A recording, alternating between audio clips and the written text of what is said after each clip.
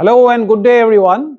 I'm Santanu Ganguly, founder and CEO at Manifest Customer Success. I'm a CEO coach and today I have some great secrets to share with all of you who are working on your career progression and promotions in this new year of 2026.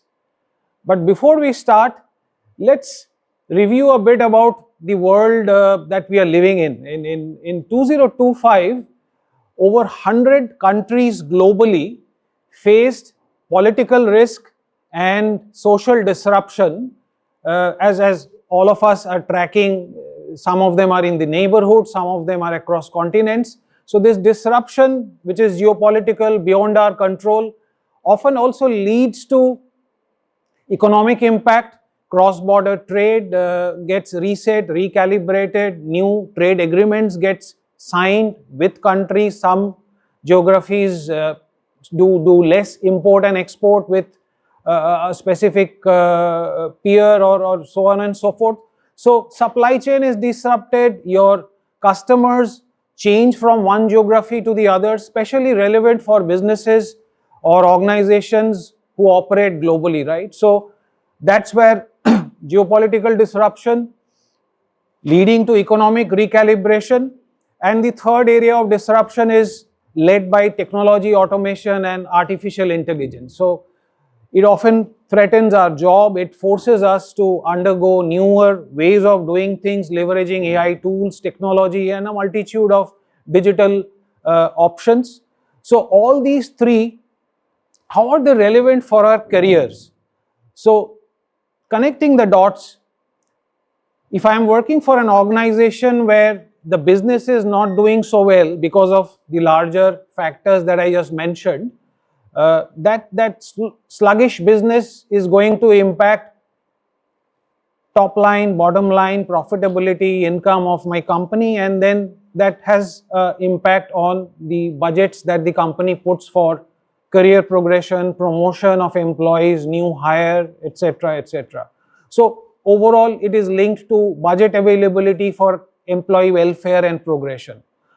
Secondly, if I am directly in charge of some customers, clients, as part of my job role, and my customers are changing or they are showing shifting behaviors in terms of their buying pattern, the success that I've had in the past may not be equally predictable into the future.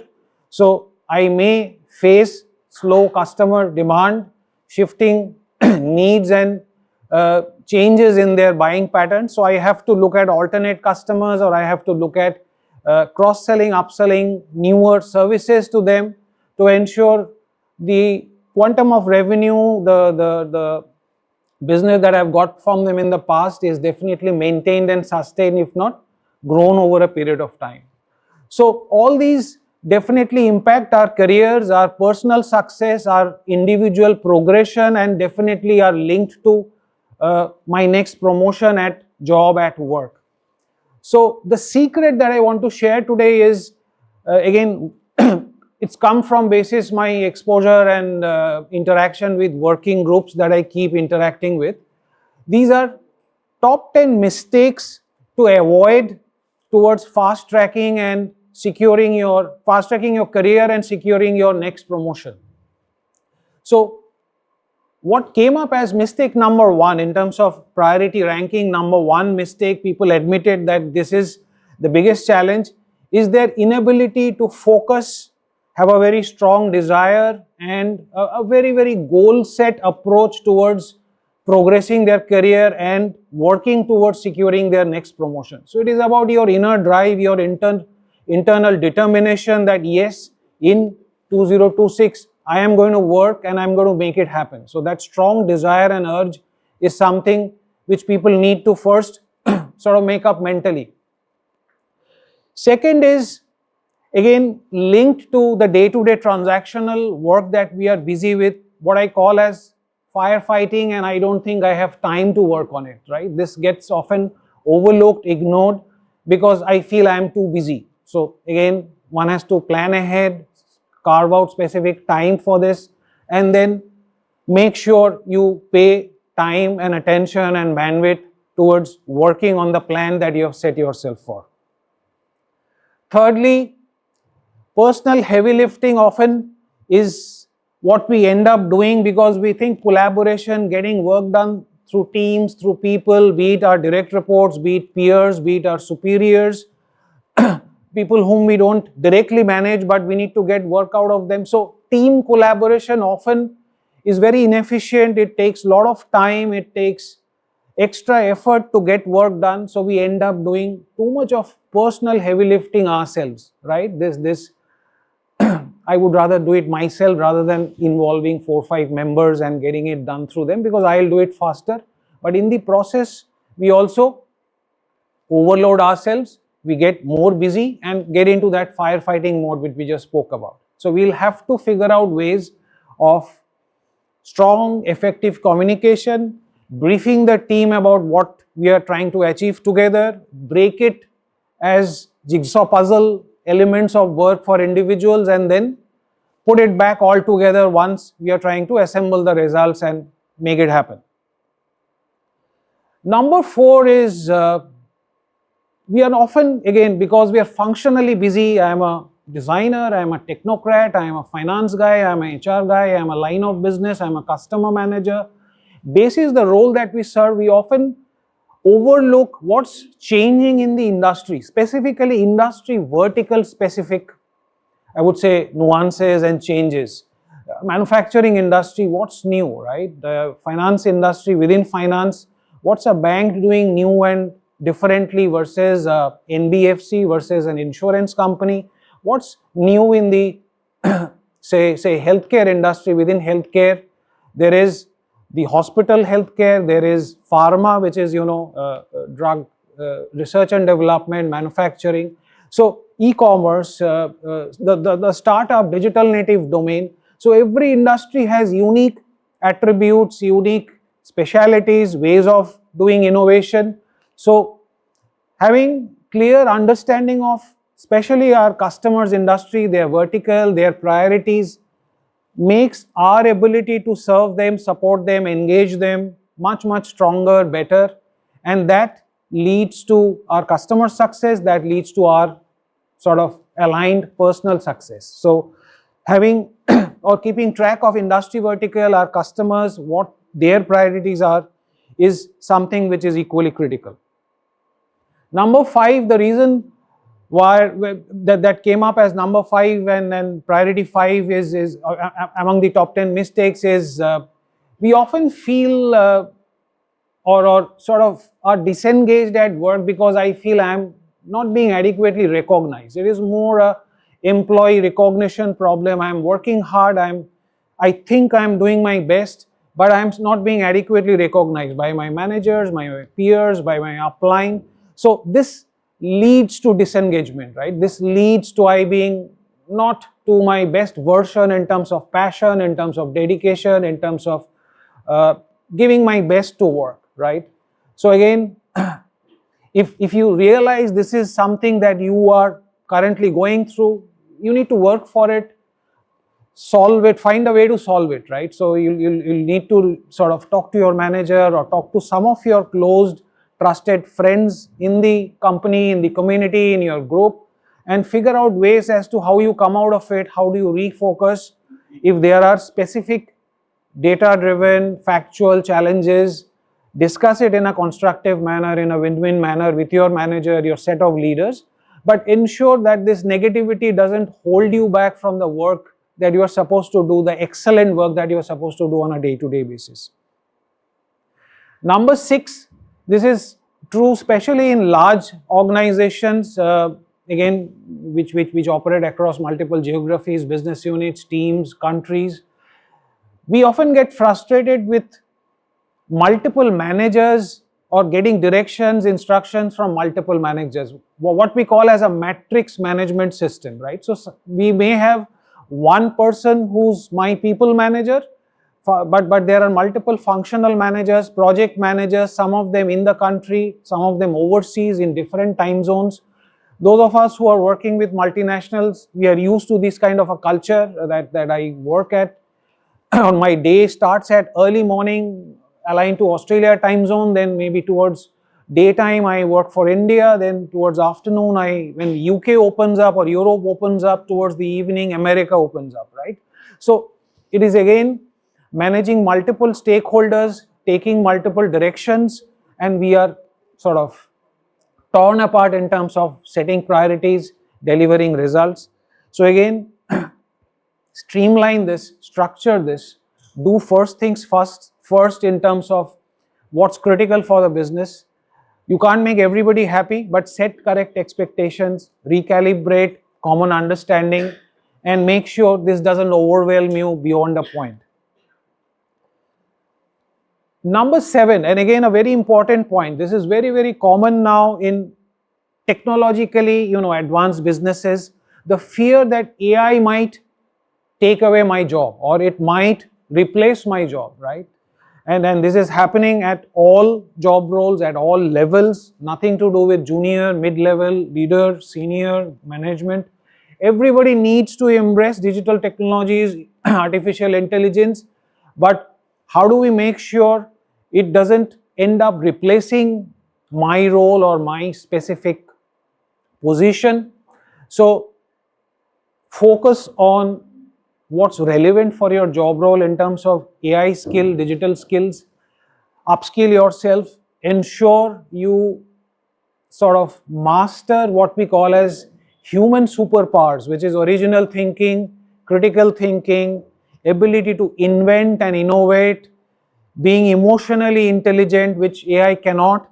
So AI is predominantly data-driven insights and sort of intelligence that they will feed, but the inferencing, the emotional intelligence brought into the equation, and then decisions being taken holistically, combining data, logic and emotional intelligence, all that is where humans remain and will continue to be unique. So play to those strengths and overcome this problem. Number 8 is, sometimes those of us who are again more customer facing, we work for our clients, be it in sales, marketing, delivery, we think or tend to believe that customers, again, buying patterns, behavior, priorities are changing, they are not giving us adequate business as much they used to give us previously. So again,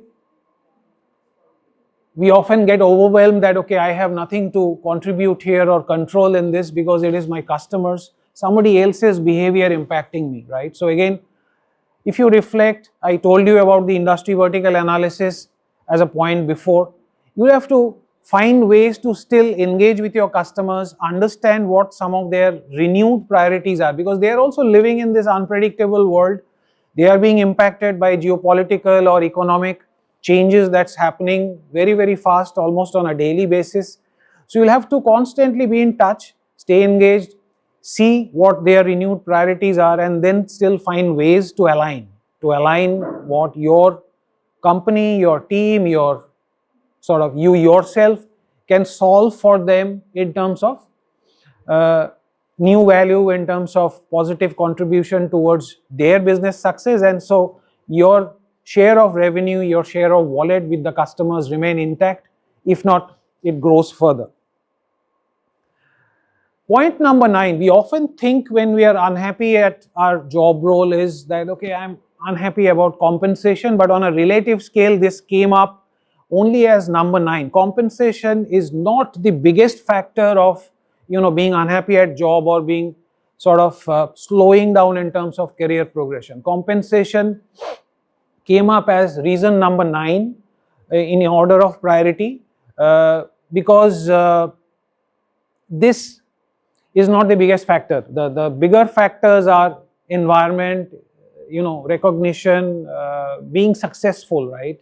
Being part of projects which are thriving for the company. So I gain spotlight being part of those top projects in the company. So those are the critical success factors. But if there is a challenge, what you think is about your compensation, again, don't let it affect you beyond a point. It should not impact your work. You talk to your manager or set of managers, talk to HR, take a data-driven approach, try to demonstrate evidence as to why you think you are underpaid or you need a hike, and then have a constructive discussion, set certain milestones, timelines, deliverables, but don't let this, again, emotion or negativity impact your day-to-day excellence at work, because it will otherwise impact your larger career aspirations of progress and promotion. The last point, but not number 10 in order of priority, but a very, very important point, is how many of you have actually opted in for a formal coaching and mentoring program? This is critically important more as you rise up the corporate pyramid, right? And just to give you a quick understanding, every 100 employee who joins a large organization at a time, so peers, so after say college or graduation or whatever qualification you have joined an organization, and a group of 100 of you joined a single company, it is less than 2% who finally reaches positions of directors and vice presidents. So how do you reach that elite top 2% in the shortest possible time is what you need to work on, you need to figure out. And towards this, a formal coaching, mentoring program has proved to be successful for many, if not every senior executive or leader that we respect or we admire in the world. And the reason is simple. Two brains are always more powerful than one, or multiple brains are always more powerful than a few, right? So have a mechanism of engaging into a formal coaching, mentoring program related to your career, related to your promotion, and have multiple brains support you, assist you, engage with you, identify your top areas to work on, and then help you sort of move in a fast track mode across that path. This is critically important for you to succeed again in the shortest possible time. So to summarize, 5 action points that I would want to leave with my audience today as a key takeaway. Number 1, make up your mind, set up your goals, and be determined that yes, this is the year where I want to fast track my career progression and I want to secure my next promotion. Number 2, be very alert and anticipate changes which are happening externally. We may not be able to control all of that, but we must recognize, acknowledge, and maneuver our moves aligned to the changes which are externally happening. Number 3, sharpen skills. This is an ongoing journey and this is only going to be a shifting goalpost. So there is no choice but to learn and learn again on a daily basis, something new in terms of digital skills, in terms of artificial intelligence, tools, platforms, and capabilities which are aligned and augmented with respect to my job role. Number 4, master collaborative influence. You have to work in teams. There is no choice, because again, be it a team who directly reports into you, or be it a virtual team or a matrix team which directly doesn't report but you still need to get work done through them, we have to be persuasive, collaborative, be able to influence, to engage, get the right level of cooperation and results, and then put the whole sort of building blocks of the puzzle together to have the whole and the final outcome results very solidly delivered. Last but not the least, you are doing all great impactful work, but it is equally important to make that great impactful work visible. So build your personal brand, make your great work visible to the right stakeholders across your organization, across outside your organization if required. Basically, whoever are your stakeholders who will support you progress and get promoted to your next level. Thank you so much. Hope this was useful. More when we meet soon. Thanks. Good day.